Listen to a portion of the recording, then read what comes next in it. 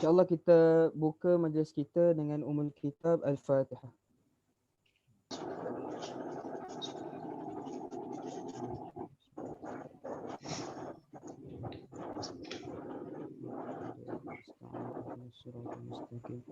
صراط الذين أنعمت عليهم غير المغضوب عليهم ولا الضالين. Bismillahirrahmanirrahim. Assalamualaikum warahmatullahi wabarakatuh. Rabbi shrah li sadri wa yassir li amri wahlul 'uqdatam min lisani yafqahu qawli.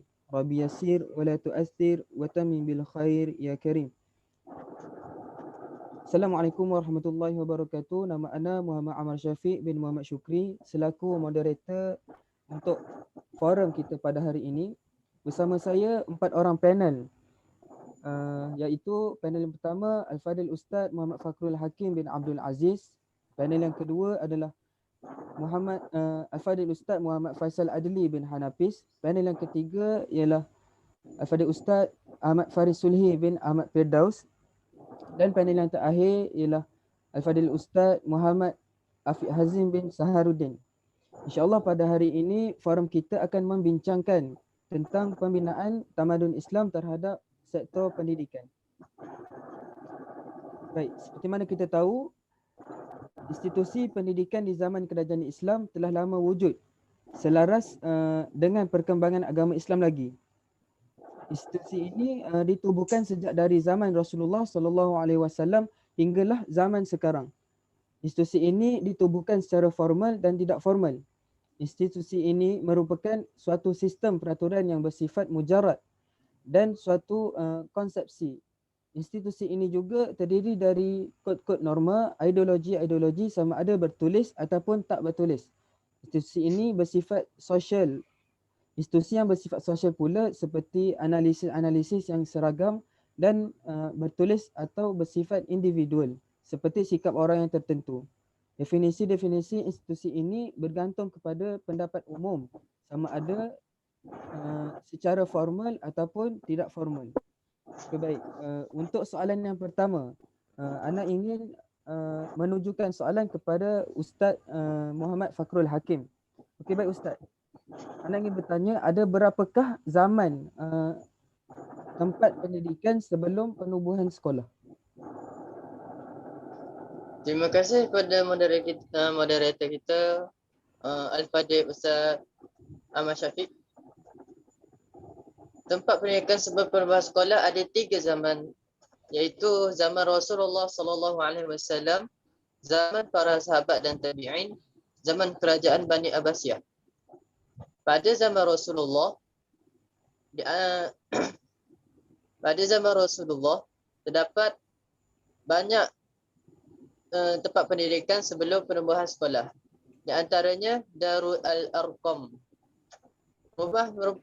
Dar Al-Arqam merupakan tempat pendidikan awal yang diperkenalkan ketika Islam mula berkembang di Mekah. Rasulullah menggunakan rumah Arqam bin Abi Al-Arqam di Al-Safa sebagai tempat pertemuan dan pengajaran dengan para sahabat. Bilangan kaum muslim yang hadir pada peringkat awal adalah terlalu kecil, tapi makin bertambah sehingga menjadi 38 orang yang terdiri daripada golongan bangsawan Quraisy, pedagang dan hamba sahaya. Di Darul Arqam, Rasulullah mengajar wahyu yang telah diterimanya kepada kaum muslim. Baginda juga membimbing mereka menghafal, menghayati dan mengamalkan ayat-ayat suci yang diturunkan kepadanya. Selain pada itu, masjid. Selain tempat ibadah, masjid digunakan sebagai tempat penyebaran dakwah dan ilmu Islam. Masjid juga dijadikan tempat menyelesaikan masalah individu dan masyarakat, tempat menerima duta-duta asing, tempat pertemuan pemimpin-pemimpin Islam, tempat bersidang dan madrasah bagi kanak-kanak mempelajari ilmu agama dan fardu ain. Masjid Quba juga merupakan masjid pertama yang dijadikan Rasulullah sebagai institusi pendidikan. Di dalam masjid, baginda mengajar dan memberi khutbah dalam bentuk halaqah, di mana para sahabat duduk mengelilingi baginda untuk mendengar dan bersoal jawab berkaitan urusan agama dan kehidupan sehari-harian. Di antara masjid yang dijadikan pusat penyebaran ilmu dan pengetahuan ialah Masjid Nabawi, Masjidil Haram, Masjid Kufah, Masjid Basrah dan banyak lagi. Okey, baik, terima kasih diucapkan kepada Al-Fadhil Ustaz Fakrul Hakim di atas perkongsian beliau. Seterusnya saya ingin menunjukkan soalan kepada Al-Fadhil Ustaz Muhammad Faisal Adli. Okey, baik Ustaz. Bolehkah Ustaz Faisal berikan pandangan ketika zaman para sahabat dan tabi'in?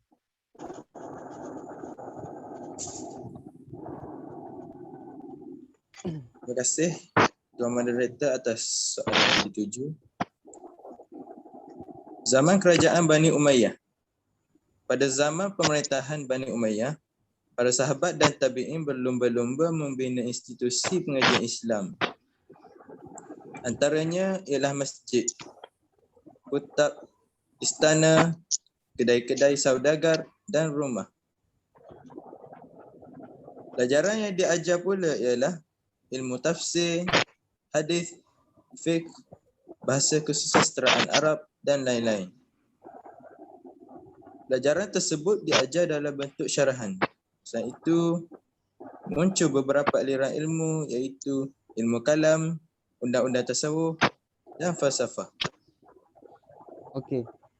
Untuk soalan seterusnya saya ingin bertanya lagi kepada Ustaz Faisal. Bolehkah Ustaz Faisal mengemukakan contoh institusi pendidikan?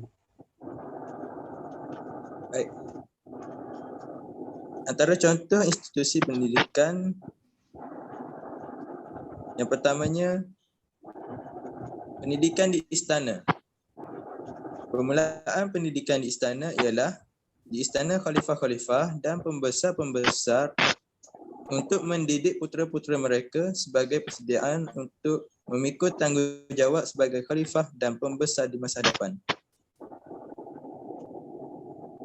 Yang kedua, kedai-kedai saudagar. Pasar-pasar bangsa Arab di zaman jahiliah bukan sahaja didatangi oleh bangsa Arab untuk urusan perniagaan dan jual beli sahaja, tapi mereka mengambil kesempatan berkumpul di pasar itu dan digunakan untuk kegiatan-kegiatan kesusasteraan. Okey, terima kasih diucapkan kepada Al-Fadhil Ustaz Muhammad Faisal Adli di atas perkongsian beliau. Seterusnya saya ingin menunjukkan soalan kepada Al-Fadhil Ustaz Ahmad Faris Sulhi. Okey, baik Ustaz.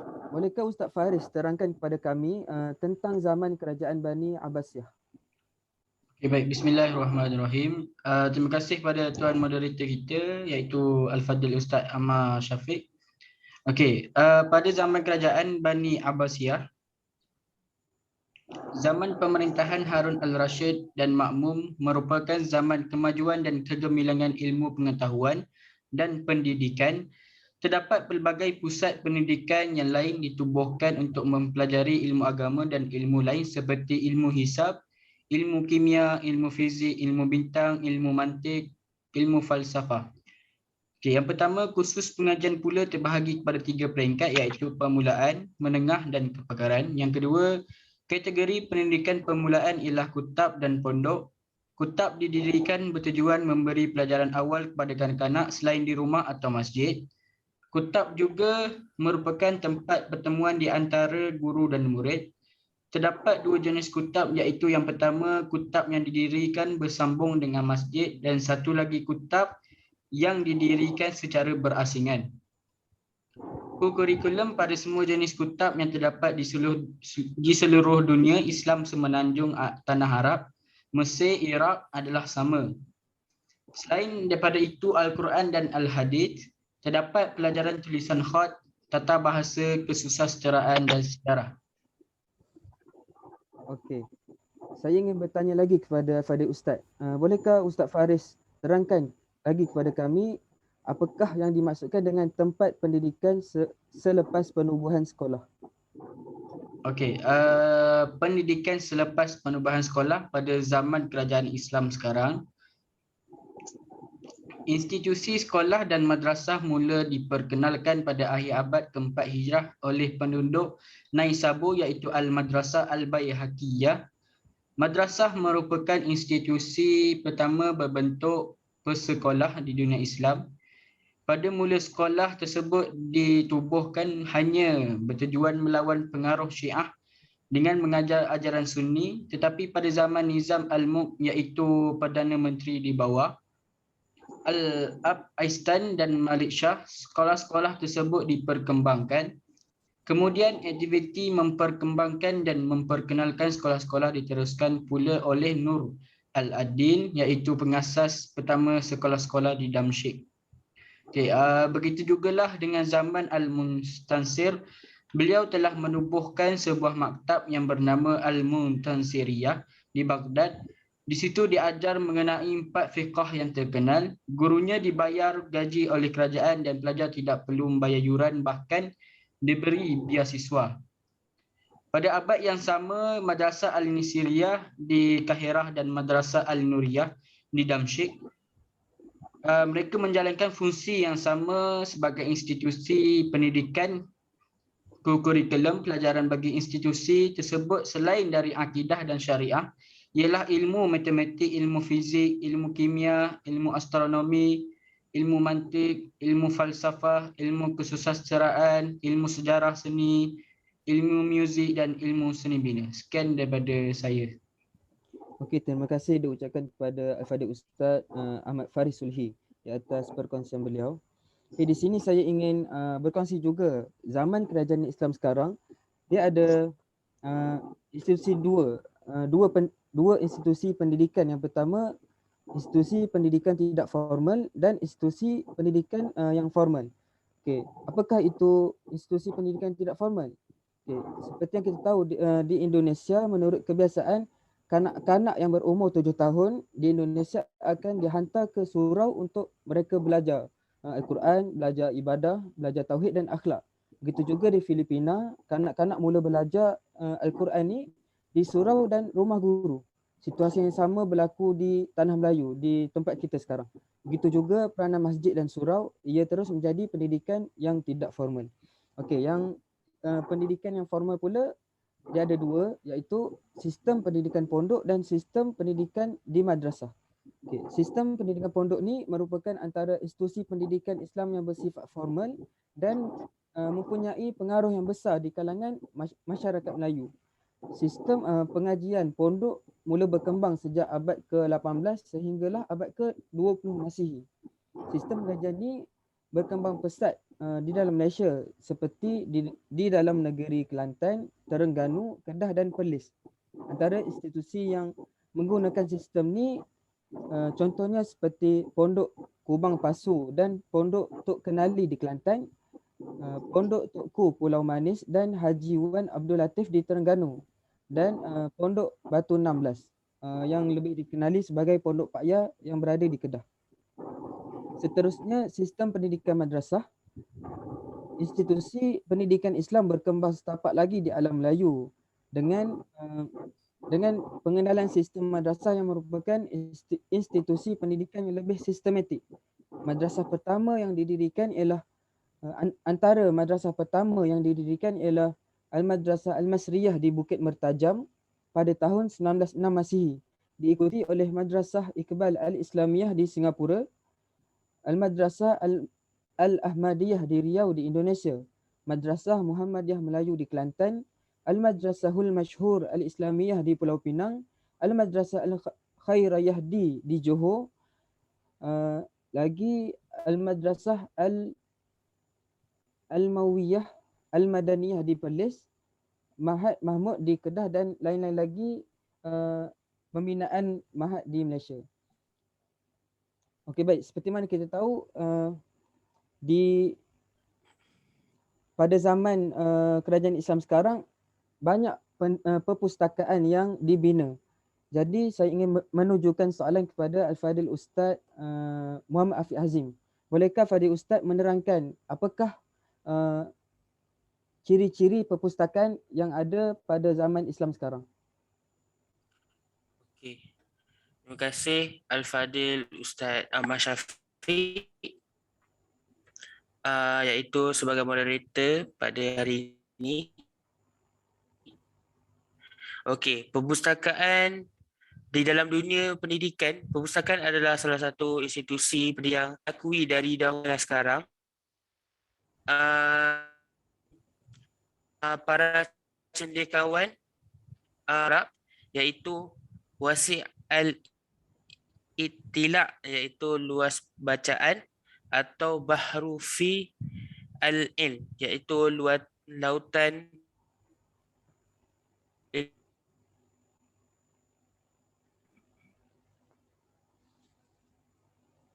sehubungan kewajipan membaca sudah ada wajib mengeluarkan dan menghimpun buku-buku bacaan yang perpustakaan awam yang saya akan berikan.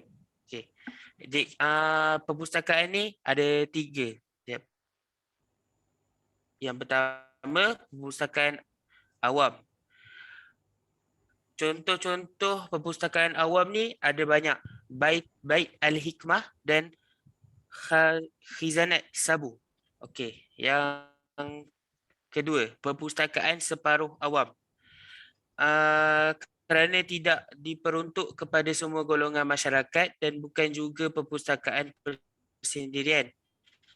Kerana pemiliknya tidak menggunakannya. Perpustakaan separuh awam ni milik khalifah-khalifah dan raja yang menubuhkannya, yang dengan tujuan kemasyhuran. Ibn Sina iaitu ahli falsafah Islam kita yang terkenal hanya memperolehi kebenaran khas sahaja.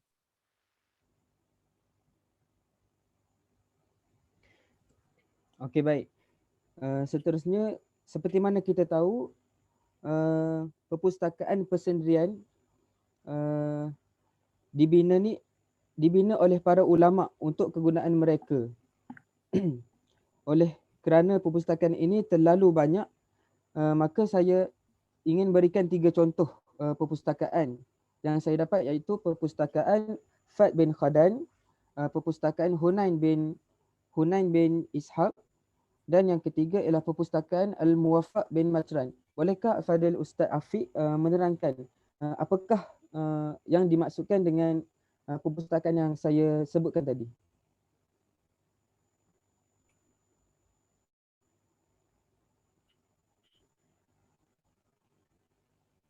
Okey. Terima kasih atas soalan, atas contoh-contoh yang telah diberi. Nama dia iaitu, nama perpustakaan dia iaitu Fad bin Khadan. Pengarang dia Al-Jahiz iaitu seorang penyair dan pengarang terkenal. Lepas tu dan Al-Nadim pun menyatakan bahawa tidak seorang pun pernah melihat koleksi buku yang lebih baik dari segi bilangan maupun keindahan perpustakaan Fad bin Khadan.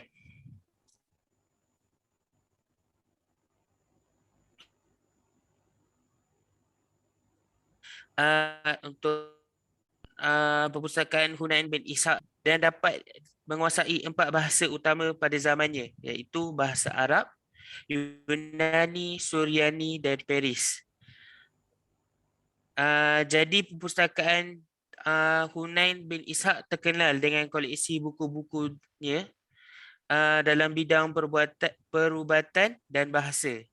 Hunain selalu menjelajah ke negeri-negeri lain dan kembali dengan membawa buku yang sangat banyak.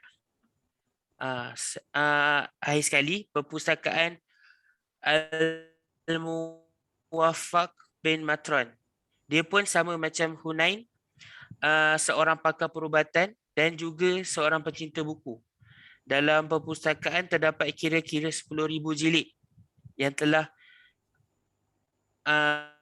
dicipta untuk memperkayakan perpustakaan Al-Muwaffaq bin Matran ni. Di samping sambil tu dia mengupah 3 orang pentu terangkan, dan hampir semua buku yang dimiliki oleh Al-Muwaffaq bin Matran ni telah dibaiki dan dibuat penambahan oleh dia sendiri dengan komennya sendiri terhadap penambahan itu. Okey, terima kasih diucapkan kepada Al-Fadil Ustaz Afiq Hazim di atas perkongsian beliau. Okey, nampaknya kita sudah berada di penghujung forum. Jadi kesimpulannya di sini saya ingin memberitahu sejak berkembangnya institusi pendidikan dari zaman Rasul sampailah zaman sekarang, banyak terbinanya tempat-tempat untuk kita menimba ilmu. Sama ada berbentuk formal ataupun tidak formal. Antaranya seperti yang ahli panel kita cakap tadi, seperti masjid, istana, kedai-kedai buku, sekolah, madrasah, termasuk juga beberapa jenis perpustakaan yang disenaraikan sebagai salah satu sumber untuk kita sendiri mencari ilmu itu. Di sini jelaslah bahawa penubuhan institusi pendidikan dalam ketamadunan Islam amatlah penting untuk kita menimba ilmu. Selain itu, penubuhan institusi pendidikan juga melambangkan bahawa kerajaan Islam amatlah mementing ataupun menitik beratkan ilmu dan merupakan masyarakat yang intelektual, insya-Allah. Jadi sekadar itu saja perbincangan kita pada hari ini. Moga apa yang baik itu datang daripada Allah dan yang kesalahan ataupun yang kekurangan itu datang daripada kami sendiri. Wabillahi taufiq wal hidayah. Assalamualaikum warahmatullahi wabarakatuh. Kita tutup majlis kita dengan tasbih kifarah dan surah wal 'asr.